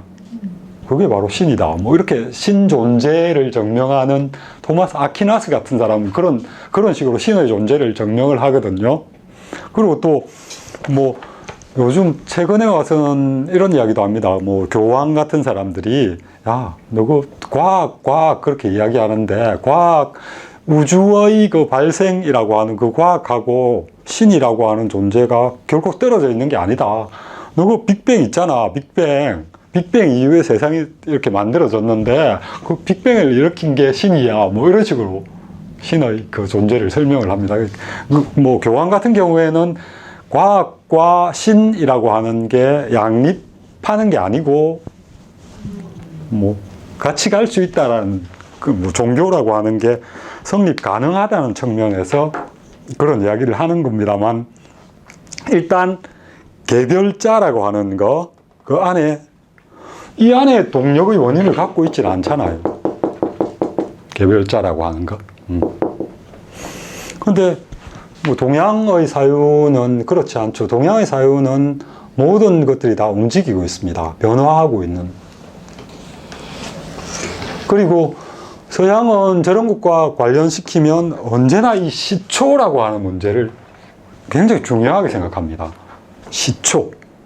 마찬가지로 선적으로 넘어가서 끝, 종말, 끝이라고 하는 두 가지를 굉장히 중요하게 생각하는데 동양에 이런 게 없습니다. 세계의 시작, 세계의 끝 이런 게 없습니다. 물론 뭐 사람은 태어나서 죽고 뭐 하는 그 개별자들은 처음과 끝이 있지만 그래서 운동에 대한 입장도 동양과 서양이 굉장히 많이 틀립니다. 그게 바로 뭐 순환론, 직선론 이렇게 표현되는 겁니다. 동양은 항상 움직이기 때문에 뭐 똑같은 자리에 돌아오지는 않습니다. 뭐 우리 세상을 표현할 때 육식갑자 뭐 이런 식으로 그죠? 제가 옛날 글들을 읽으면 제일 힘든 게 그겁니다. 뭐 기사년 이렇게 해놨으면 기사년이 몇 년인지 그거 찾는 거. 어느 왕대 언제 때 기사년인지 그걸 찾아야 되는 거니까 쭉 이렇게 빙빙빙빙 돌죠. 그건 뭐 자연의 순환, 해와 달의 순환 뭐 이런 거와 연결되어 있는 거이지 않겠습니까? 그죠? 3장은 뭐 그 정도의 내용입니다. 그러니까 분석하고 뭐 종합적으로 보는 것 그런 생각의 차이. 그러니까 분석하는 거에서 나올 수 있는 어떤 것들 이런 거. 그 정도고요. 4장까지 해야 되는데. 3장에 제가 이거 한번 물어보고 싶어요. 어느 거요? 98페이지에 생활의 통제가 중간에 보면 둘째 단락에 보면 이렇게 미국인들의 경우에는 생활의 통제감이 개인의 정신건강과 아주 밀접하게 연관되어 있는 반면 동양인과 미국인들에게는 그 정도 훨씬 덜했다. 혹시 생활이 내가 내 생활을 내 삶을 통제하고 있다. 통제하지 못해서 힘들다. 이런 생각 해본 적 있나요? 다시요? 통제할 수? 뭐 내가 지금 내 생활을 통제하고 있고 내가 내 생활을 통제를 못하고 있을 때 아, 괴롭다, 힘들다 이런 생각들을 해본 적이 있는지.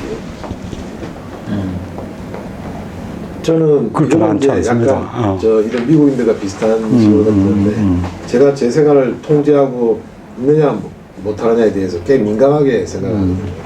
그러면 앞에 그 개별자의 사유와 연결되어질 수 있겠네요, 그렇죠? 그래서 생활을 통제 못하고 있다는 생각이 들면 굉장히 뭐랄까 위축되고 의기소침해지고 뭔가 함정에 빠진 듯한 느낌으로 이거 허우적대요. 힘들어지고.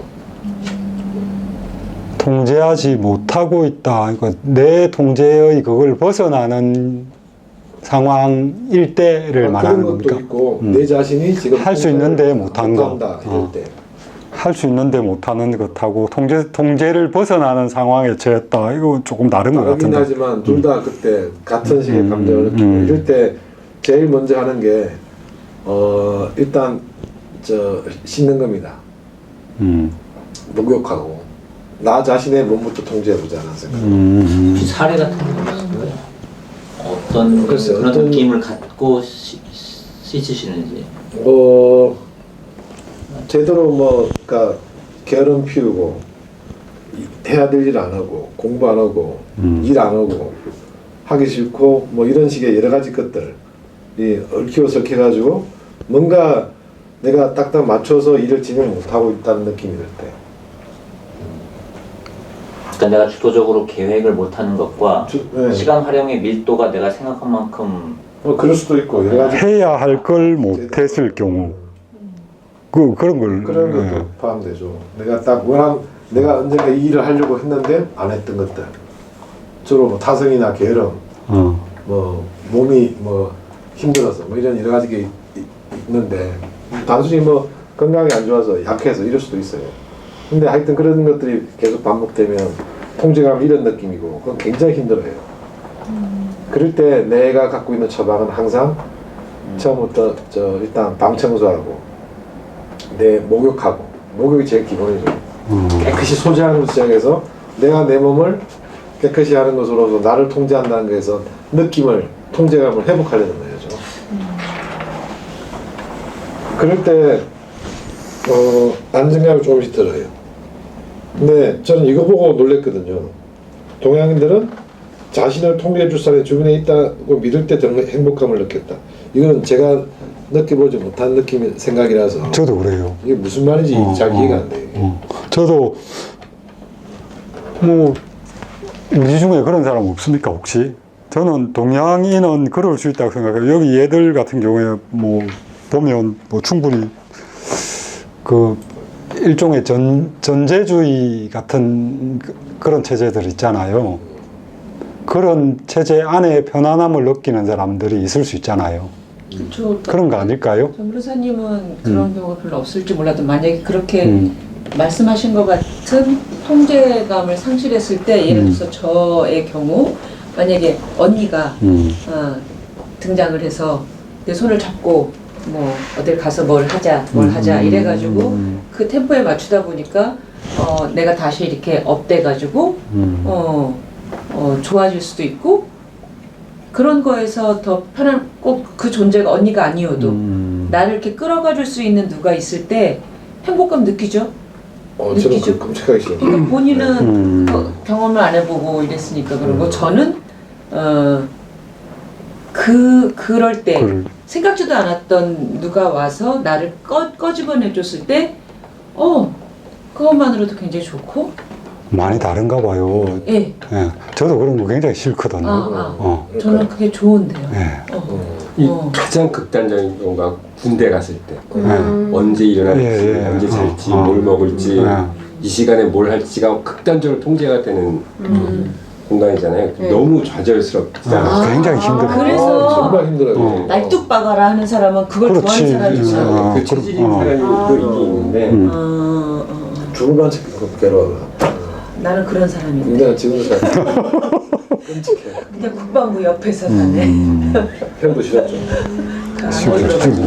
좌절 맞아. 완전 지옥에 떨어진 거 맞아. 같은. 근데 여기 예. 해석을 통제해 줄 사람이 주변에 있다라는 요것을 내가 소속감이 있는 거고, 왜냐면 그 소속이 됐다고 할 때는 그 안에서의 규칙과 그러니까 통제라고 표현되는 그런 레귤레이션 같은 게 있지 않습니까? 그리고 그게 내가 주도적인 의사결정과 독립적인 그 결정을 하기 이전에 조금 더 그런 것들을 통해서 안정감을 느낄 수 있는 사람 그럴 있지 않을까요? 어떠십니까? 그래서 약간 그렇게 아니 만약에 저는- 상대 친구가 나타나서 뭔가를 이렇게 앞서서 조금씩 끌어가지고 이렇게 한다면 전 너무 행복했을 것 같은데요? 전 굉장히 싫거든요. 저는 되게 좋았을 것 같은데. 아니 그러니까 약간 이런 거죠. 커리큘럼이 딱 있어서 예. 내가 공부해야 될 게 그러니까 통제받는다기보다는 뭔가 해야 될 것들이 정해져 있을 땐 그 안에 거기에서 그거를 잘 수행해내면 어쨌든 그 안에서는 되게 안정감 있게 뭔가를 할 수 있는 거잖아요. 반대로 나한테 어떤 과목을 하나 탁 던져주고 네가 알아서 학습할 걸 정하고 막 이래라 그러면은 조금 좀 어려움이 더 할 수도 있을 것 같아요. 그래서 약간 저는 그런 의미로 이해를 해요. 그러니까 통제라는 것들을 넌 해야 돼, 이건 돼, 안 돼, 이런 통제감이 아니라 그 조금 이게 그 제한을 해주는 거죠. 뭐 시간이나 아니면 해야 할 것들에 대한 이런 것들을 딱 주는. 근데 그게 어떻게 보면 사실 기업에서 비슷하거든요. 출근 시간, 퇴근 시간, 점심 시간, 그리고 해야 될 목표, 과업 뭐 이런 게 있는데 그런 것들이 사실은 불편하면은 사실은 너무너무 힘들겠죠. 그거를 동의해서 들어가는 것하고 네. 그걸 편안하게 느끼는 거는 또 다른 감정인 것 그러니까 같거든요. 통제라고 느끼는 거는 결국은 좀 내가 거기에 원하지 않는 거라는 좀 부정적인 의미가 좀 포함되어 있는 것 같아요. 컨트롤 당하는 것 같은 느낌이 그렇죠. 좀 나죠. 그런 느낌, 부정적인, 그러니까 이 독립적이거나 개별적인 사람에게는 이거 굉장히 부정적인 요소잖아요. 그죠? 되게 동양적인 사람인가 보다. 난 누가 날 통제 좀 해줘. 그렇습니다. 꽤 하여튼 읽으면서 아, 이 나라는 다르구나. 나는 동양인 아니구나 이런 면에서는 이런 생각이 들어서. 여성이라 그런가? 말씀하시죠. 미자 씨는 어때요? 글쎄 저는 그렇게 남이 통제하는 거 별로 안 좋아해요. 만약에 남편이 어떤 면에서 네. 조금 이렇게 아니, 힘들어져 그런 있을 때 사람이었으면 많이 부딪혔을 거예요. 근데 그렇지 않아요. 통제를 그러니까 나쁜 의미로 막 컨트롤하려고 하는 게 아니고 어떤 면에서 이렇게 이렇게 블룸업 시키면서 이렇게 맡길 걸 다 맡겨버리는 그런 거죠. 그 종교도 어떤 측면에서 그런 측면이 있는 거잖아. 지금 요 맡겨버리는. relative한 느낌이 있는데 이게 근데 여기 서양 사람은 자기가 스스로 자기가 통제하는 거를 네, 스스로 중단한다고 그랬잖아요. 네. 그게 맞는 거 같아요. 근데 그게 더 그런 성향들이 있는 사람들이 더 많지 나 너무 이상한 않겠어요? 사람인가 보다. 아니 이상한 건 아니고 난 성향이니까. 나를, 내가 좋아하는 사람이 날 통제해줬으면 좋겠는데요. 그 유학하신 때 특히 이제 미국으로 유학한 보면 이제 과제를 내주잖아요. 네. 이제 조별로 이제 과제를 하는데 대부분의 경우에 서양 애들이 그거에 대한 프레임과 기획을 해요. 그리고 인도 애들이나 한국 애들이 계산을 해서 그래서 딱 근데 야 나는 계산하라고 이런 건 참 잘하겠는데 내가 뭔가 그것을 기획하고 이렇게 그러니까 어떻게 보면 약간 그 과제를 컨트롤하는 거거든요. 통제하는 거거든요. 그거는 좀 힘들더라. 근데 서양 애들은 쉽게 계산하는 걸 꼭 계산기를 갖고 해야 되는데 근데 걔네들 희한하게 그런 건 또 잘하더라. 그래서 재밌네. 그런 거랑 연결시키면 이게 어느 정도 맞는 것 같네. 예. 그래서 본인은 조가 되면 자기는 딱 이렇게 봐가지고 그 서양 애들하고 있는 조에 들어가 동양 애들끼리 모이면 그 조는 망한대요. 근데 이제 서양 애들하고 동양 애들 같이 하면 그 역할 분담이 되니까. 분량이 되면서 그래서 야 우리 이렇게 가자. 너 요거. 오케이. 이게 아마 이런 생각. 네네. 아니 근데 이분도 누군가가 이렇게 통제를 해줄 때 더 좋아한다고. 소소. 너무 직선적으로 얘기하시면 안 될 것 같아요. 하여튼 저는 일을 할 때도 제가 전체를 기획하고 거기에 맞춰서 계획하고 맞아요. 추진하고 그런 것 좋아하신 것 같다. 자기주도성이 되게 강한. 그런 거 같네. 나는 그냥 동양인. 아무리 봐도 양날의 칼을 다 들고 계신 것 같아요. 편할 때는 서양. 맞아요. 동양사람이라기보다는 그 성향이 좀 그렇지 않을까요? 타고난 성향도 있지 않나? 이런 게 자라나온 배경이나 막 어떤 그 위치나 이렇게. 예, 그러니까 그죠? 큰 환경이죠, 사실 이런 것들은. 그렇게 자연스럽게 배워둔 것 같아요. 큰 환경들이 갖고 있는. 그러면서도 여기 나왔듯이 그 유럽의 독일과 프랑스는 그대 남론을 주로 추구하듯이 나 또한 예전에 영의식과는 다르게 항상 어떤 이론, 체계, 그대 남론 이런 것만 많이 추구했었거든요. 근데 그런 뭐 생각하고 공부하고 이럴 때마다 항상 피곤한 거예요. 힘들어요. 세상 이렇게 살아야 돼. 꼭 세계를 이렇게 봐야 되나? 우리나라 사람들이 그런 성향이 굉장히 강하거든요. 거대 남론을 이야기하는 그 세상 전체를 다 자기가 안아서 이야기하려는 그런 성향들이 유럽 사람들보다 훨씬 더 강하다 그래요. 그리고 뭐 우리 그 철학 같은 경우에도 초기에 들어온 것들이 대부분 독일 철학 뭐 이런 거잖아요. 그게 우리 성향이 좀 맞았던 것 같아요. 물론 일본을 통해서 들어오긴 했지만 어릴 때는 그런 식의 딱 논리적으로 설명이 되는 어떤 그대 이론들이 굉장히 마음에 와닿고 너무너무 재밌었죠. 그걸로 세상에 해석이 되고 설명이 그 세상 전체를 다 아우르는 이론들이 대부분이니까. 그런데 나이 들면서는 그런 식의 이론이 너무 피곤한 거예요. 그러면서 영미식으로 다른 거 생각 안 하고 하나만 그냥 알면 된다라고 하는 그 세계관이 너무 편해 보이는 거예요. 너무. 그냥 저렇게 세상 단순하게 살면 안 되나? 그냥 내가 알고 있는 그 내용만 가지고 그냥 이해하고 다른 거 생각 안 하고 살면 되잖아. 세상이 이렇게 복잡한 것도 아닌데. 어떤 면에서 심리적 안정감을 더 주는 게 아닌가 이런 생각이 드는 거예요. 그것도 일종의 성향의 차이이죠. 그죠? 성향의 차이인 것 같아. 큰 이야기만 해야 되는 사람들도 있잖아요. 그것에 편안함을 느끼는 사람들도 있어요. 그런데 동양적인 큰 이야기들은 서양의 관점에서 보면 논리나 뭐 이런 것에 있어서 비약이 굉장히 많죠. 그래서 서양적인 뭐 사고에 조금 이렇게 뭐 물을 먹었거나 이런 사람들이나 보면 이게 연결이 잘 안 되는 경우가 굉장히 많아요. 서로 간의 관계에서부터 나오는 게 아니고 이쪽 사유들은 이렇게 분석을 해서 딱 분석한 다음에 딱 합쳐서 전체가 이렇게 구성이 돼야 되는 건데, 근데 동양의 이론들 제가 보기에는 뭐 그런 부분들은 조금 약한 것 같기도 하고요. 제가 이제 느끼는 건 뭐냐면 그런 동양의 그 세계관이 어떤 거대한 구조로 돼 있고 깔려 있는지 모르지만요. 근데 그걸 직접적으로 말하지는 않고 그냥 그 개별적으로 어떻게 살아야 되는지에 대한 그런 것들이 계속 나오니까 저는 그렇게 힘들게 느끼지가 않아요. 서양 철학처럼 그 서양 유럽 철학처럼 그런 식으로 뭔가 거창한 세계관을 말하는 게 아니라서요. 그냥 깔려 있을 뿐이겠죠. 그런 게 전제되어 있을 뿐이겠죠. 그럴 수 있나요? 전제되어 있는 것하고 그 각각 튀어나온 것하고 그렇게 분리가 되나요? 근데 그걸 그러니까 그런 거대한 어떤 이론 구조를 구태여 모르더라도 그냥 거기서 나온 어떤 결론들만 듣더라도 나한테는 인생 사는데 도움이 되니까요. 이렇게 살아 저렇게 살아 이야기하니까 그걸 고치라 이야기하고. 그러고 따지면 사람 관계도 마찬가지죠. 예전에 한번 말했듯이 나는 살면서 굉장히 좋은 사람들을 많이 만났어 이렇게 생각하는 사람이 있을 수 있잖아요.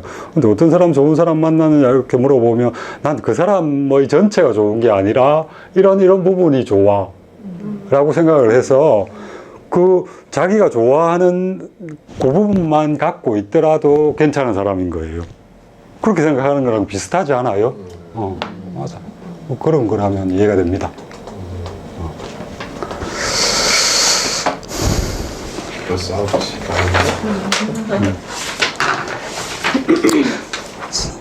여기까지 합시다. 3장 정도 하고, 예. 그리고 4장의 내용이 굉장히 짧기도 하고요. 4장에서 이야기할 수 있는 부분이 뭐, 귀인이라고 하는 측면인데, 그러니까 책임의 문제, 이 일이 왜 일어났는지 원인을 찾는 것, 그걸 다루고 있거든요. 뭐, 4장도 그렇게 길게 이야기할 부분은 아닌 것 같아서 4장, 5장, 6장 이렇게 다음 주에 준비를 좀 해주시면 좋을 것 같습니다. 네, 예. 알겠습니다. 알겠습니다. 차렷. 네, 수고하셨습니다.